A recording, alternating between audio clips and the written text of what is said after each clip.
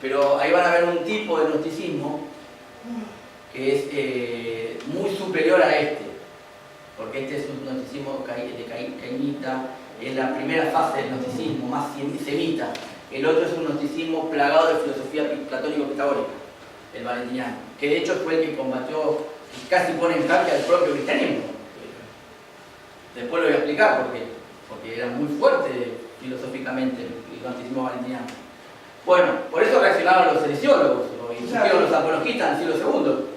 Todo basado, pero él se basaba en Platón, también Valentino. Platón, sí. Muy bien. Profe, una pregunta. Sí, ¿No, perdón, Valente, sí. ¿No hay una similitud con la doctrina del testigo de Jehová? En mormones. cuanto a Dios superior, Dios inferior. No. Cristo lo tiene ¿Y los mormones? como No. Dios inferior. Tampoco O sea, los semejante, mormones. no digo. No, porque los testigos de Jehová siguen sosteniendo que el Dios del Antiguo Testamento es verdaderamente Dios. ¿Y Claro, los pero mormones? también, o también suponen que Cristo es como un Dios menor. O sea, sí empieza el capítulo de. Sí, pero no le atribuyen lo que los gnósticos le atribuían a Yahvé del Antiguo Testamento. No dicen que es celoso, enfermo, loco. Dicen que no es el hijo de Dios, que nada más, pero que le atribuyen todos los beneficios. Me parece que es más parecido con él, no sé si escuchaste hablar de la Sociedad Misionera Mundial, que ahora hay muchos por la calle que hablan de Dios Madre.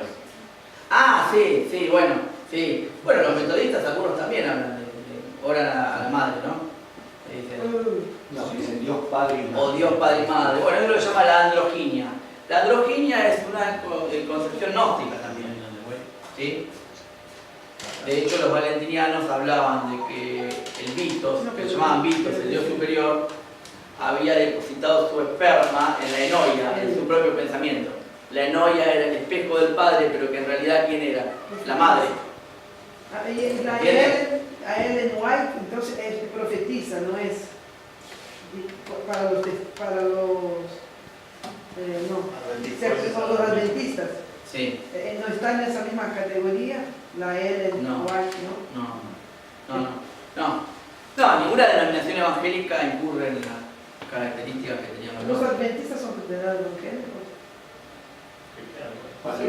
Para muchos sí, para otros hay alguna duda. Sí. Llegamos con esto. Esto lo vimos, ¿no? Bien. Porque ellos tuve una amiga que estudió y que trabajó conmigo, que su esposa era pastor en una iglesia adventista. Ellos quieren lo mismo que queremos nosotros, pero hay que agregar la ley.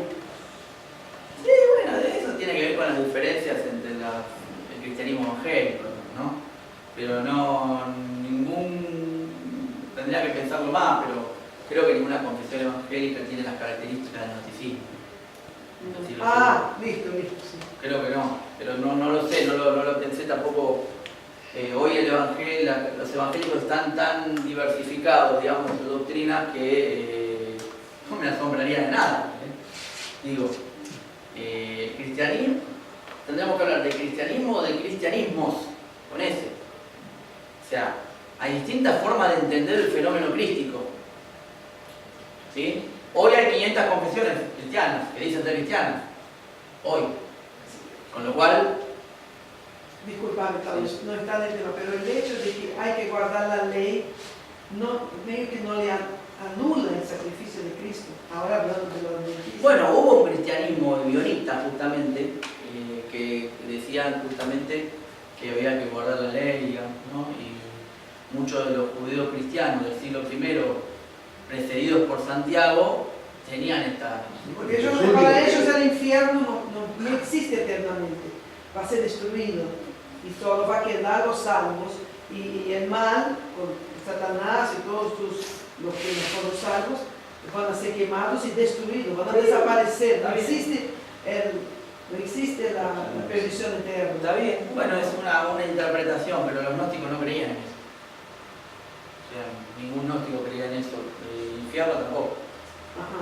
De hecho, sí hablaban los valentinianos de tres tipos de hombres distintos, los neumáticos, los psíquicos y los gílicos. O sea, el hombre espiritual, al cual pertenecían los gnósticos, eran el hombre psíquico que pertenecía a la iglesia común, y los gílicos, que eran los hombres materiales, esos sí iban a ser destruidos y quemados a los gnósticos. pero los cristianos comunes se iban a salvar si guardaban la fe y las buenas obras y no iban a ir directamente al pléroma, donde estaba el Dios superior, sino que iban a quedar en un lugar intermedio que llamaban la octógoda. O el purgatorio para los No, era un lugar intermedio que no era el de la plenitud que estaba en el medio, pero hay que explicarlo, es más largo. Yo me están preguntando, pues estoy tratando de sintetizar, pero es mucho más profundo el tema. Los gnósticos no eran, ya te insisto, no eran personas que no sabían lo que decían.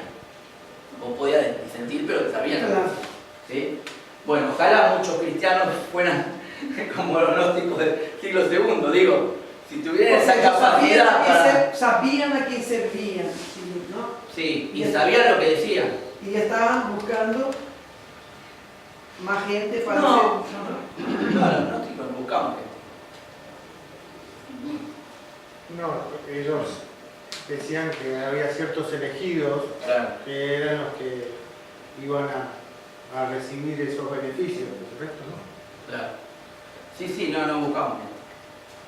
Cuando Pablo en Colosenses dice 2.9, 2.8, creo que es, en él Cristo habita corporalmente toda la plenitud de la deidad, había utilizado la palabra pléroma, toda la plenitud de la palabra es pléroma, en él Cristo habita todo el pléroma de la deidad de Dios, lo dice porque en reseña antinóstica, porque los gnósticos decían que el cuerpo de Cristo era un cuerpo que apariencial, fantasmal, cuando lo que Pablo dice, no, en el cuerpo de Cristo habita la plenitud de Dios, en el cuerpo está diciendo, lo dice en reseña antinóstica, porque los gnósticos negaban justamente que Cristo tuviera un cuerpo semejante al nuestro, ¿sí? Era un fantasma. Cuerpo fantasmal, ¿no? Ahí viene la rama llamada el docetismo, doqueo, apariencia, un cuerpo apariencial. Pero eso tiene que ver con cómo pensaban al Adán del huerto. Virtuales, diríamos hoy. No, un cuerpo, diríamos, etéreo, psíquico le llamaban los valentinanos, psíquico, no físico, psíquico. ¿Sí? Bueno, ellos le dijeron, hemos visto una gran casa, pues tuvieron un sueño, ¿no? Templo de Jerusalén, con un gran altar en ella y 12 hombres son los sacerdotes, diríamos, y un hombre, el de Jesús.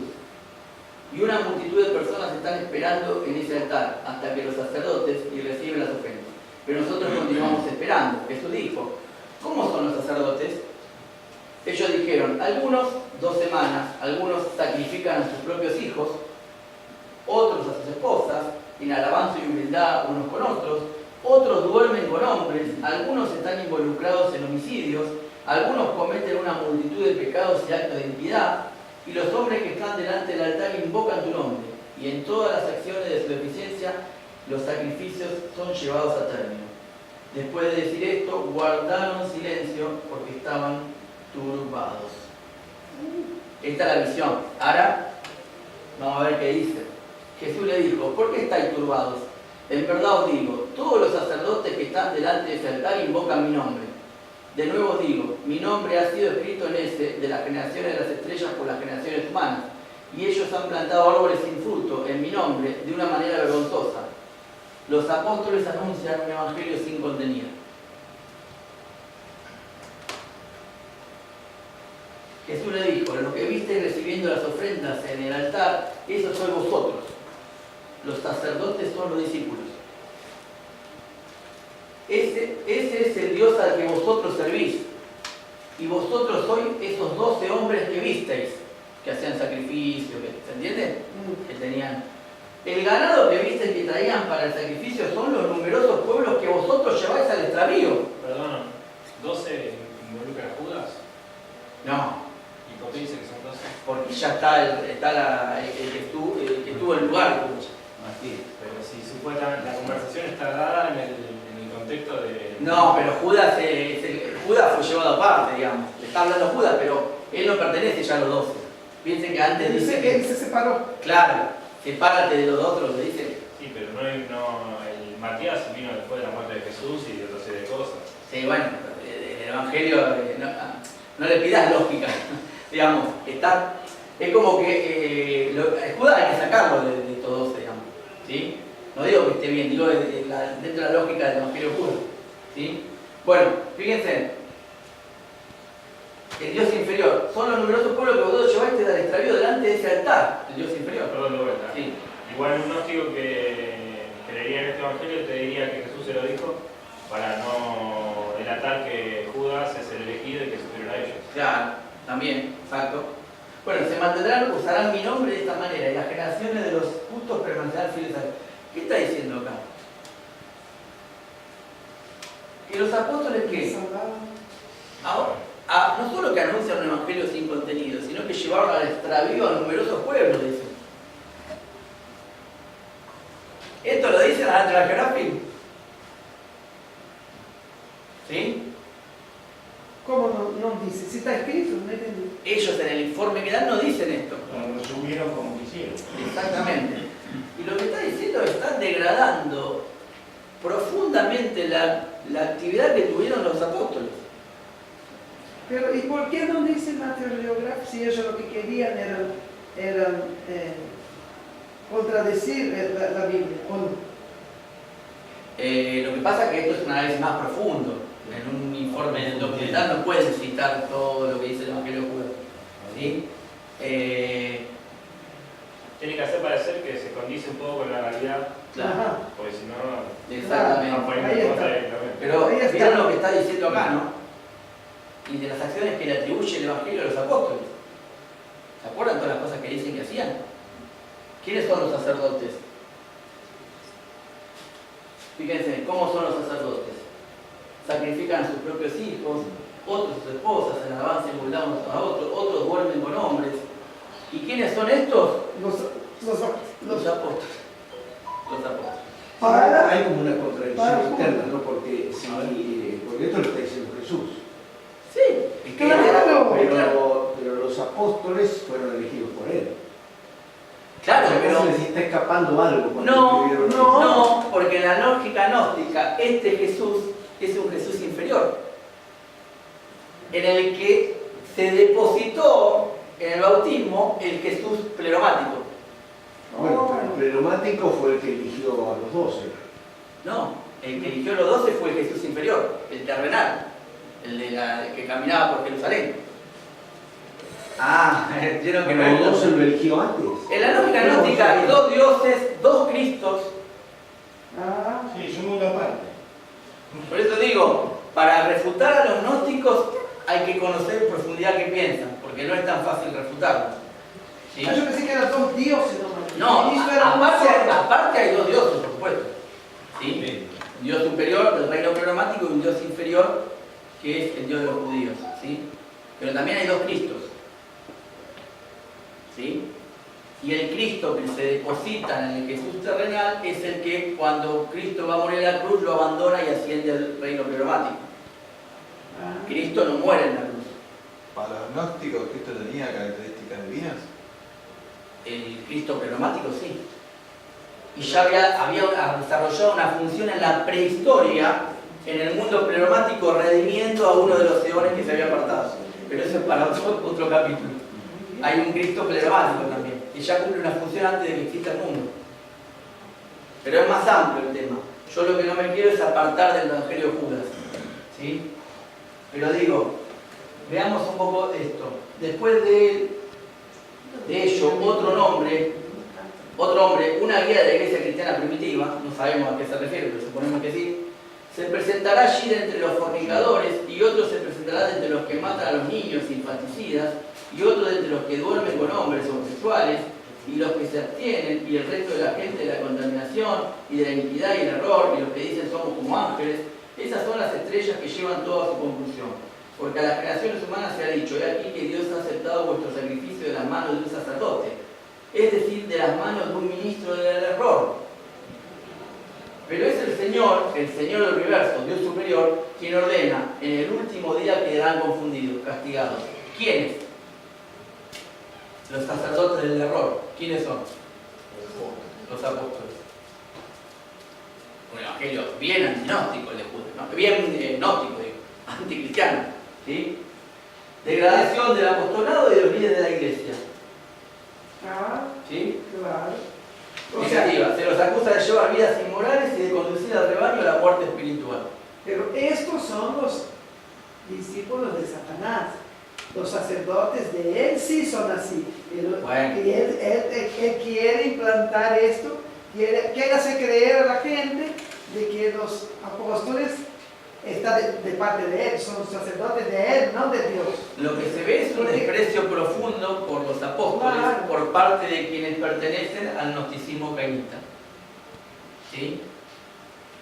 Por una degradación ontológica, o sea, en el grado del ser del Dios del Antiguo Testamento, a quien dicen que es inferior, y una concepción ontológica en cuanto a que el mundo superior, ¿sí?, del mundo superior procede la simiente espiritual que encarna en Judas.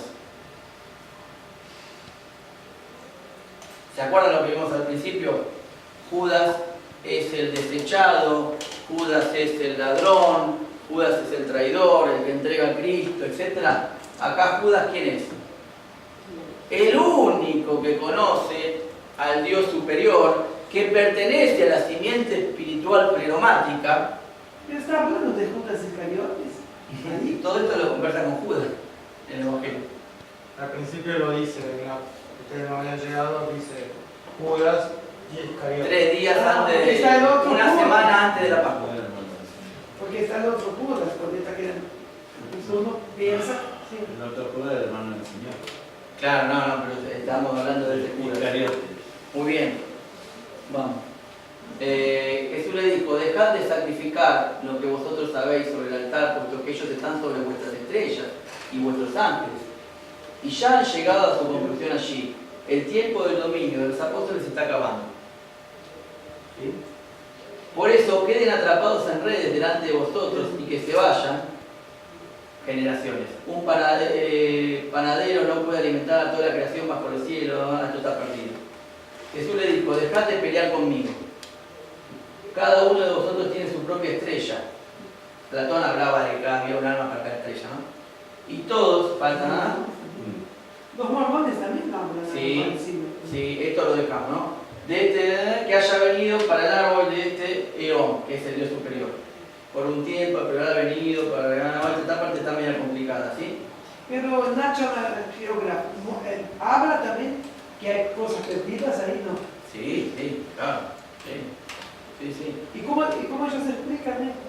Porque si hay cosas, dice, por ejemplo, eso no se puede entender mucho. Ellos pasan por alto eso, entonces lo muestran.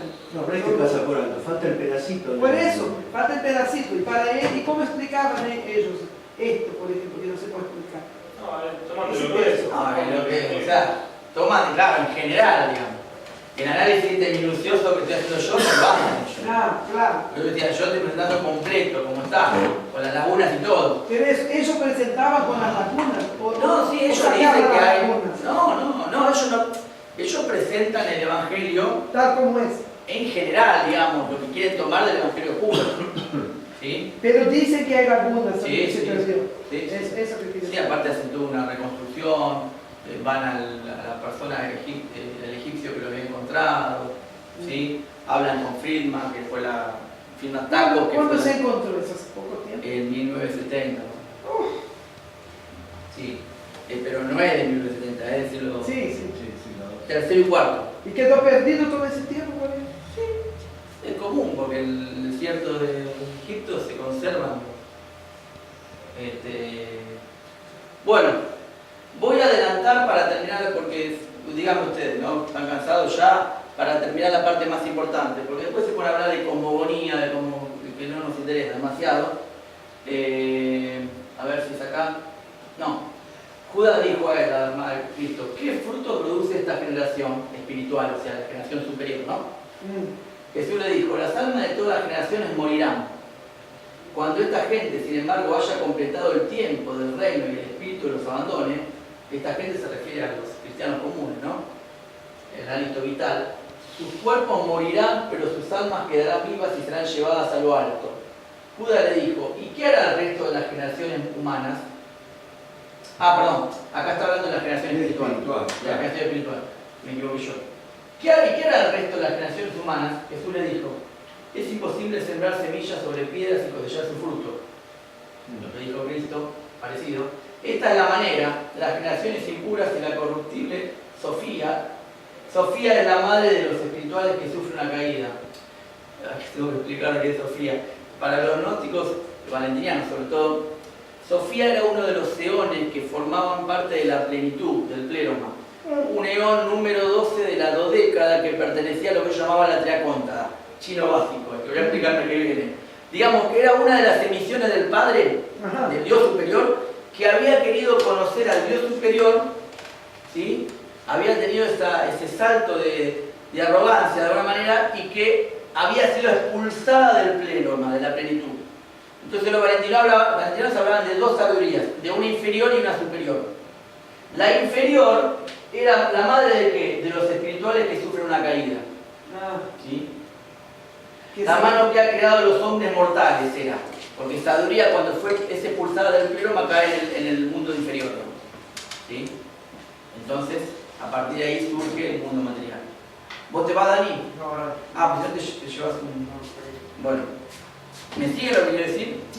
Es muy largo explicarlo, pero digamos que el mundo material para los gnósticos valentinianos no fue creado por el Dios superior. ¿Sí? Tampoco fue creado por el Dios inferior. Surge cuando sabiduría, uno de los eones, es expulsada de la plenitud, pasa por una serie de estados, de pasiones, ¿sí? Y a partir de esas pasiones surge el mundo material. ¿Sí? Si bien dicen que el demiurgo, lo llaman ellos, el Dios inferior, crea el mundo material copiando el mundo superior, ¿sí? En realidad la que está detrás es esa sabiduría inferior que en su caída crea el mundo material. Pero en realidad el mundo material nunca formaba parte del Dios superior, porque es un mundo inferior. ¿Sí? ¿Cuánta fe hay que tener? Sí. Hay que tener para creer todo esto. Fe, No, una forma de cualquier decir, cosa. ¿no? Para creer todo hay que tener. Sí. Porque hay que, dice, La gnosis valentina es mucho más rica. Si el mes que viene venís, voy a tratar de entender, de dar la lógica. No digo que yo acepte, por supuesto, pero digo que no es todo, no es que decían las cosas por decir nada más. ¿Sí? Todo cerraba, pero bueno, veamos. En verdad os digo, bueno, esto no, después. Entonces, ¿qué quiere decir acá? ¿Sí? Que estos de la simiente espiritual, aunque mueran, ¿qué va a pasar? Van al reino superior. Van al reino superior. ¿Y esto qué pasará con ellos? ¿Qué dice? ¿Y los otros? ¿Qué pasa con nosotros? Los que dice que son hijos de qué? De la madre de los espirituales que sufren la caída, que es la Sofía que le explico yo. ¿Qué va a pasar con eso?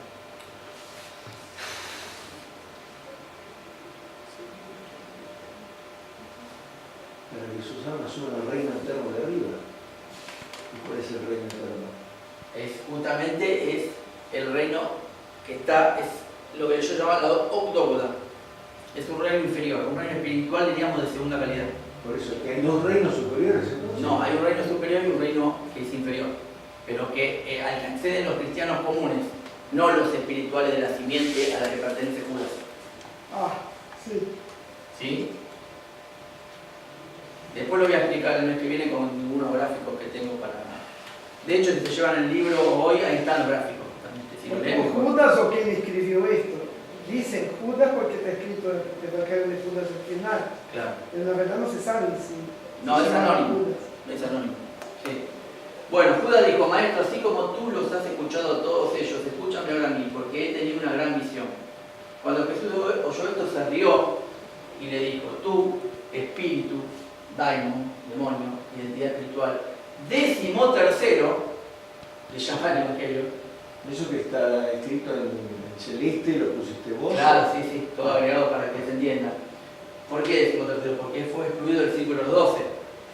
¿Sí? El Evangelio le llama el 13º. Ajá. ¿Por qué te esfuerzas tanto? Pero habla y tendré paciencia contigo. Judas le dijo, de la visión, fíjense en esto, me vi a mí mismo cuando los 12 discípulos me apedraban y perseguían. Vieron que los evangelios canónicos es al revés. No es que lo apedrean a Judas, pero que dicen de todo menos algo bueno de Judas, ¿no? Bueno, acá es al revés. Y yo también fui al lugar donde tras de ti yo fui a una casa, bueno, reino eterno, morada de los descendientes de Seth. Bueno, pero de la visión gnóstica es verdad, porque los apóstoles hablaron mal de Judas, así que de alguna manera le tiraron piedra. No, Claro, a ver, le tiraban piedra en el sentido de a través de las palabras, Claro. ¿sí? Pero era al revés. Por supuesto, ahora es Judas el que al que se le pide separarse de los apóstoles. Es el elegido Judas, ¿sí? Bueno, y mis ojos no pudieron captar. Grandes hombres la rodean y la casa tenía un techo de hojas verdes y en medio de la casa había una multitud. Maestro, introducen en esa casa. Es una visión que tiene, ¿no? Veamos. Jesús respondió y dijo: Judas, tu estrella te ha extraviado. Y continuó: ningún ser de origen mortal es digno de entrar a la casa que has visto, porque ese lugar está reservado a los santos, a los reinos a lo de la simiente espiritual. ¿Sí? Ni el sol ni la luna regirán allí, ni el día, sino que los santos habitarán allí siempre, en el reino eterno con los santos ángeles. ¿Estos ángeles quiénes son? ¿Son estos ángeles igual que los ángeles que pertenecen al reino inferior que preside el Dios inferior, Yahvé? son los demonios. No, son otros ángeles. No son los ángeles de Yahvé estos. Son los ángeles del Dios desconocido. ¿Qué son los demonios? Bueno, está bien, en nuestra interpretación podemos decir, pero para ellos son los ángeles del Dios desconocido. ¿Sí? He aquí que yo te he explicado los misterios del reino, yo te he instruido acerca del error de las estrellas. Va. Bueno, la casa reservada a los santos, la simiente de Setián. Los elegidos. Santos ángeles, vertiente masculina que se une a los espirituales, que es la vertiente femenina. O sea, los elegidos, o sea, los de la simiente espiritual al cual pertenece Judas, es la simiente femenina. Porque representa a la iglesia, los elegidos, que se van a unir a ¿quién? A la vertiente masculina. ¿Quiénes son? Los ángeles que pertenecen al reino pleromático. En lo que ellos llamaban una especie de casamiento entre la iglesia y los ángeles. ¿Vieron que los mormones, usted había Los dicho? mormones. ¿Hablan de eso? Bueno, eso ya lo enseñaban los gnósticos. O sea, Sí. esto, o sea, que cada uno, el casamiento espiritual. Es un casamiento Y espiritual. cada uno va a heredar una estrella, un astro. Exactamente. Esto Entonces, ya lo entonces los enseñaban. mormones tenían algo de los discípulos. Sí, sí, tal cual. ¿Sí? Bueno, ¿está bien hasta acá? ¿Va bien? Estoy apurándome porque así vemos la parte que nada más, creo que la parte donde ustedes quieren. Hasta ahora vemos un montón de cosas, pero falta la resolución. Judas dijo: Maestro, ¿es posible que mi semilla, o sea, la chispa de la divinidad que alberga en su interior, o sea, lo espiritual, esté bajo el control de los arcontes? ¿Quiénes son los arcontes? Son potencias cósmicas que colaboran con el demiurgo. Son potencias inferiores que colaboran con el Dios del Antiguo Testamento, los ángeles. Porque la palabra arconte en griego es ángel, ¿sí? Entonces le dice: ¿es posible que estas potencias inferiores de alguna forma tengan controlado la chispa que alberga en mi interior? ¿Sí? Jesús respondió y le dijo: mira, que tendrá gran pesar cuando veas el reino de toda su generación. Cuando oyó esto, Jesús le dijo: ¿qué provecho tengo de haberlo recibido? Porque tú me has separado para esta generación, la superior. Jesús respondió y dijo: tú llegarás a ser el 13º, y las otras generaciones te maldecirán, pero llegarás a gobernarlas. Judas reinará por encima de todos. En los últimos días maldecirán tu ascenso o vuelta al reino pleromático. Porque si Judas era del reino pleromático, ya estaba allá, vuelve. ¿Se entiende? A la santa generación, reino celestial. Bueno, estoy hablando mucho yo, quiero que ustedes me digan algo ahora. Que digan qué tiene que ver esto con la primera parte que vimos del Evangelio, el Judas canónico, digamos. ¿Sí? ¿Qué ven? ¿Qué diferente hay acá respecto del Judas canónico?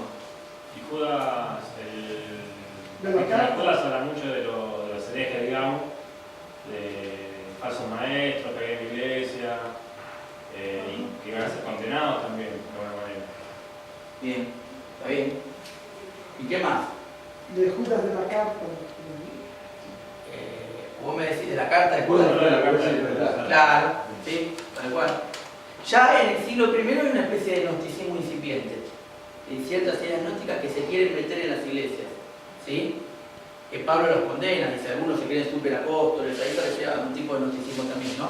Que decían que tenían un conocimiento superior apostólico,